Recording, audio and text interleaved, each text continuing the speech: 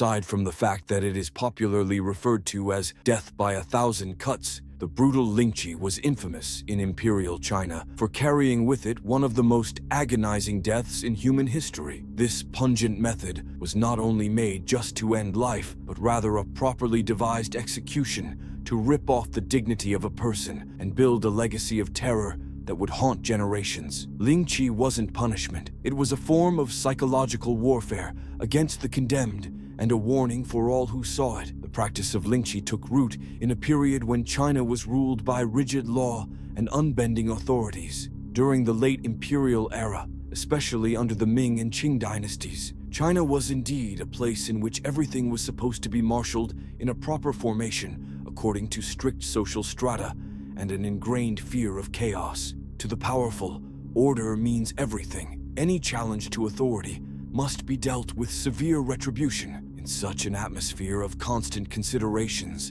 of shame, family honor, and societal obligation, some crimes, for example, treason or betrayal, carried notably harsh sentences, not merely to eliminate the criminal element, but also as a never-to-be-forgotten example. Lingchi was invoked as the ultimate deterrent, pepping up the level of fear by an attack on the body and spirit of the condemned in a manner which was almost surreal. The victims of Lingchi were not common criminals, but those convicted of prominent crimes, rebellion, treason, or actions viewed as tremendously disgraceful. These individuals hailed from different walks of life. Some were political dissidents, others were regarded as traitors, and most of them had simply been unfortunate enough to find themselves caught up in the unstoppable legal machinery of the empire. Records refer to selected targets like Wang Ji, the disgraced official, and blemished characters labeled as traitors, though with less convincing evidence. Targets were picked not only for their so-called crimes,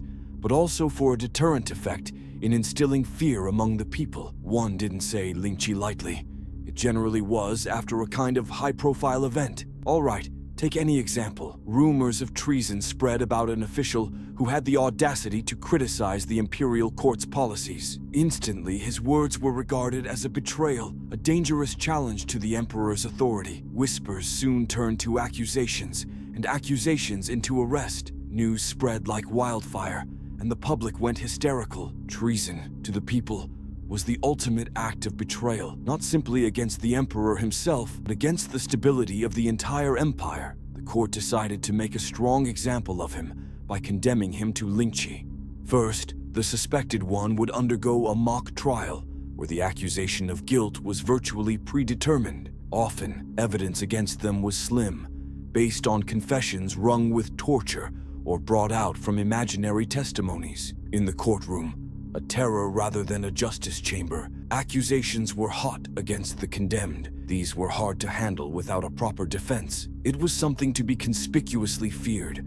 The stripping of title, family honor, and dignity, all amounting to the worst possible fate one could think of. Lingchi awaited them, a sentence that sent shivers down the spines of the boldest souls. The sentence came quickly: guilty. On a gray morning, the condemned was tied to a wooden frame in the town square. The crowds gathered, silent and terrorized, as the executioner approached. No stroke in this execution provided its single sureness. Instead, hundreds of carefully placed cuts were made on the condemned. He would make shallow cuts in the arms, legs, and torso. Every cut was made to provide maximum pain without killing the victim. The agony was relentless, yet the crowd stood transfixed, witness to the empire's ultimate display of control. This was more than an execution. It was a message that any threat to the supremacy of the state would result not only in death, but in the utter eradication of dignity. Only when the condemned finally succumbed, their body was mutilated further and,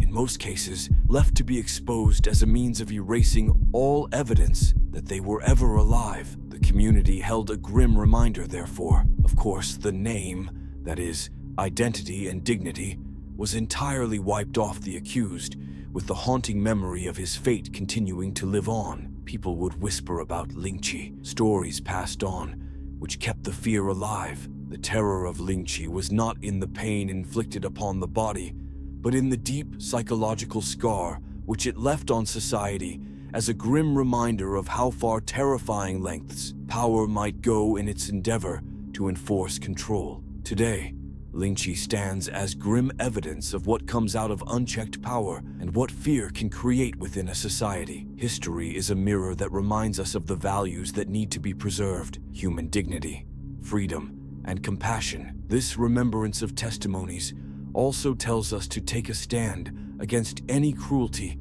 that takes away a person's dignity. History is a lesson for humanity and an appeal to construct a more compassionate world. If this story made you reflect on the power of history and the importance of human rights, consider subscribing for more powerful insights into the past. So let's remember these lessons, share them, and work together to build a future that respects every life with dignity. Thank you for watching.